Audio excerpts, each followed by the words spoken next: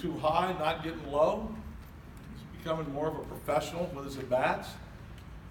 One of the things that impressed me even last night, he doesn't get a runner in, and then the next guy doubles down the line, and he's running the bases like a madman. So it's not like he's boo-boo lipping because he didn't get a run in. He's playing the game. And today, you talk about putting a foot down and having a two-part swing and then hitting it 400, whatever you said, 31 feet. And there's real power, and we believe it's going to come out. Fun to watch him today, and big win for the Buccos today. Is this an example, Clint, of what you talk about needing all 25 guys, get the last guy on the bench get on, and then you have Newman driving? Yeah, it kind of played itself out today. And you look at some of the best at-bats we had today outside the three guys, you're looking at Bell, Newman, and Stallings. Stallings got a couple base hits, the number of pitches he saw, but Newman was able to do it at the plate and work. So we had a lot of different contributions from different places, and we found enough outs off the mound. A really, really good team victory.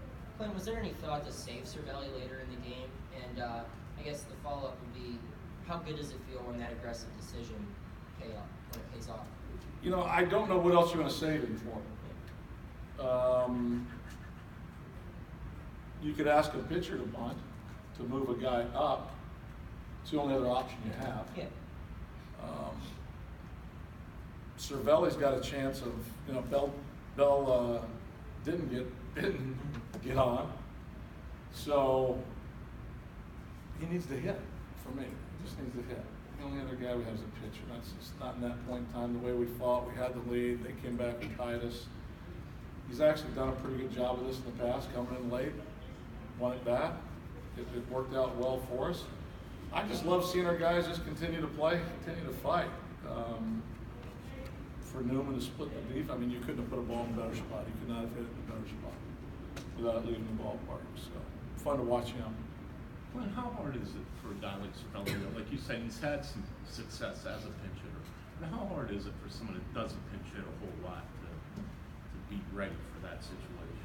Well, I think our guys have learned over time that Cervelli knows when he doesn't start, he's going to be the last man in.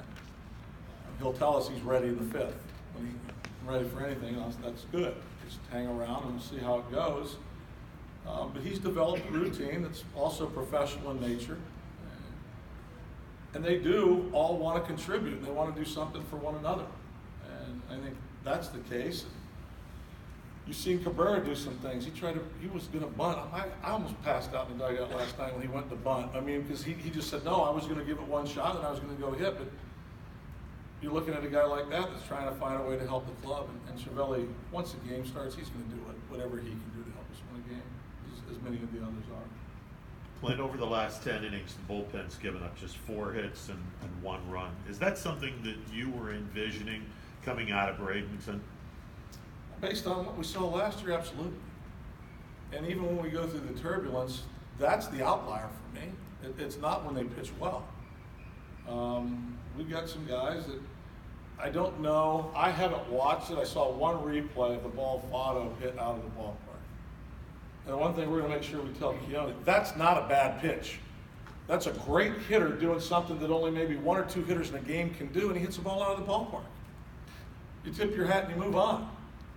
You look where that pitch is located, look the swing that's put on, and he hits it to the deepest part of the ballpark.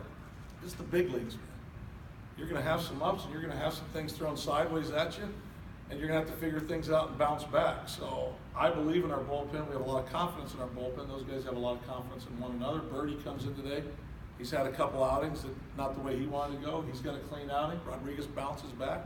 Liriano comes in and gives us a nice outing. So they're all connected. When you put Liriano in the bullpen, is this the kind of situation you were envisioning where you have the Reds with 2 big lefties there at the top of the order in the tie game, and you get to put them out there? Obviously, they pinch hit for 1, but then he gets Votto. Yeah, that's one of the things, and he also can go through the lineup one time. Is one of the things we looked at last year when we were crunching his numbers and where he was having success and how he was having success. And he's seen Votto a lot. They've seen each other a lot. And you like to think also that Frank can be a stabilizing force down there with the other young guys that are down there because he's seen a lot. He's had different roles. So this was an opportunity today that I thought he fit in very nicely and obviously performed well. What do you think of the job that Trevor did bouncing back to get through 6? I think he had action up in the 4th just for him to settle down and maybe have his last 2 innings be his best. As I told him when we came out of the game, I go, sometimes, you know what, it's hard to think through, but this may have been one of your better efforts, where it ended, where it could have gone, where it was in the middle, and how you finished up. He rolled his sleeves up and he did some yard work out there today. Because the one stretch, I can't tell you last time, probably it was the first half somewhere, where 5 balls were hit hard in a row. All right, what are you gonna do? What's next? And he settled in. He kept making pitches. His execution of his pitches got better the last 2 innings. And he kept them off the board and kept us in the game. You ever see a guy after his first major league hit steal second? You know, I played with Willie Wilson, and I believe he may have done it, but I don't know. But it was fun to watch. I mean, Jason Parents, fiance, agent, sister were all at batting practice yesterday. They're in town. That's always just timeless, priceless stuff. And his mom and dad have been following us around for a while. I mean, ever since he joined the club last spring. So they were there at spring training again. They're here. It's really cool, and the way the guys embraced him is obviously a lot of fun to watch as well. Good.